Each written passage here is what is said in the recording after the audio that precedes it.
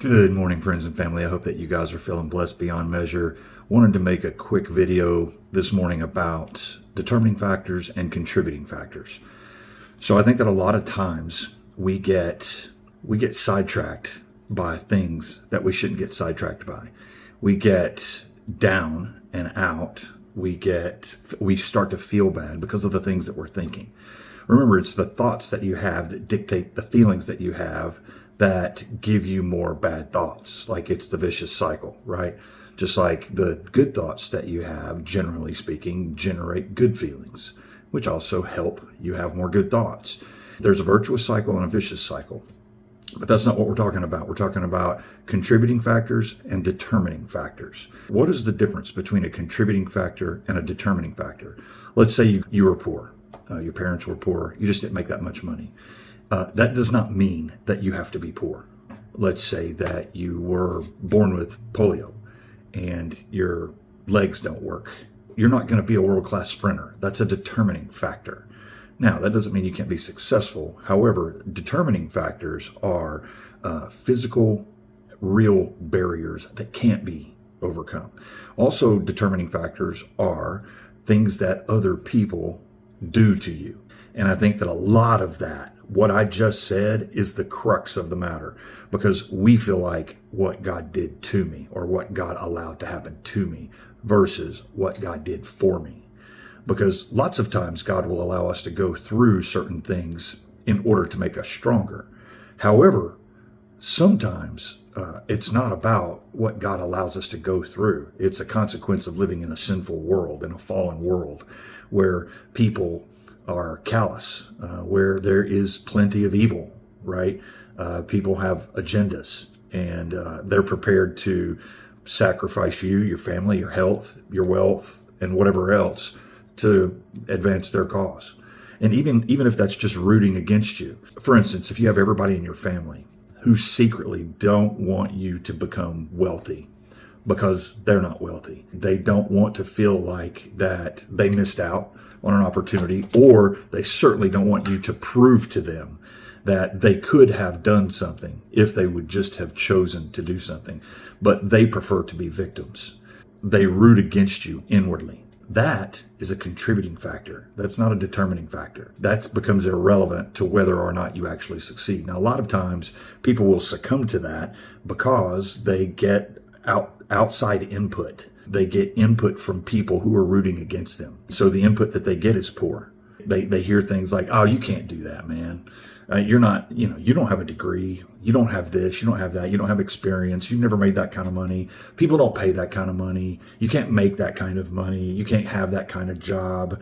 Well, you're going to have to work Monday through Sunday. You'll never have any time off. Got to have a good work-life balance," right?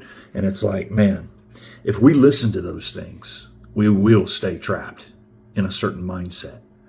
And the things that we heard when we were little, whether or not we recognize it or not, things like, "She's stubborn," or, "Why are you so stupid?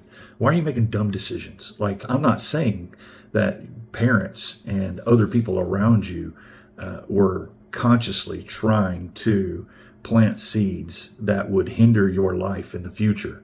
We don't do that. We're mindless a lot of times about the words that we use because we fail to recognize how important and how powerful and how big of an impact words can have on people and ourselves. And so we say stupid stuff without thinking.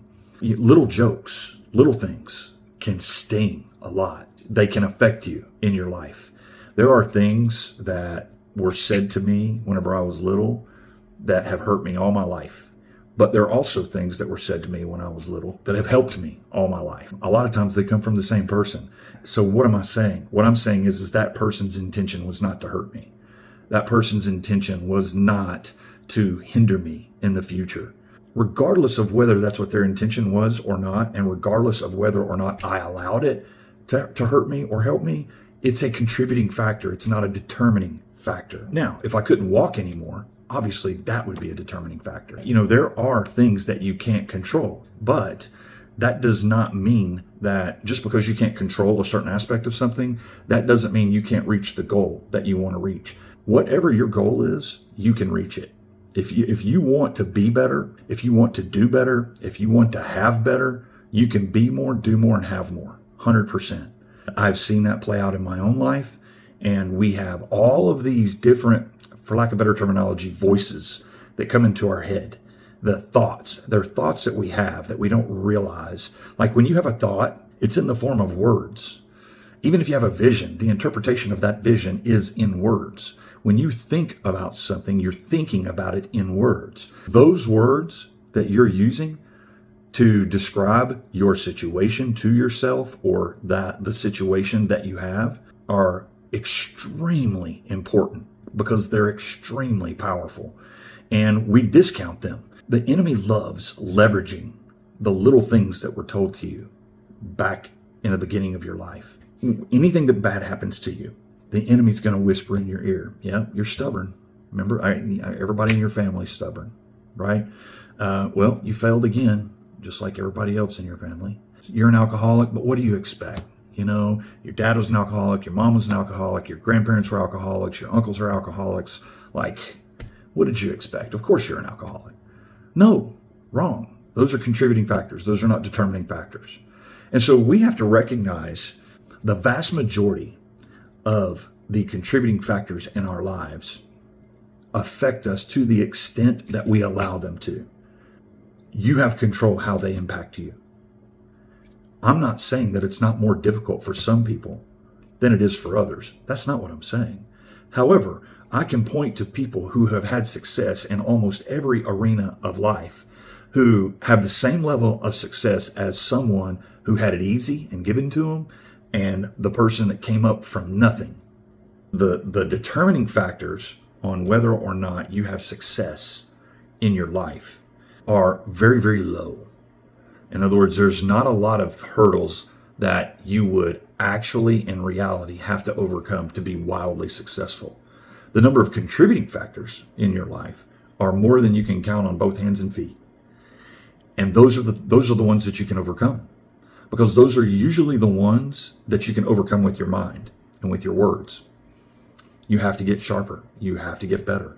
You always need to be leveling up. I hope that this finds you well. I hope this helps you and moves the needle in your favor, at least to some degree. I hope that you have wild success. Be blessed by the best. See you guys on the next one.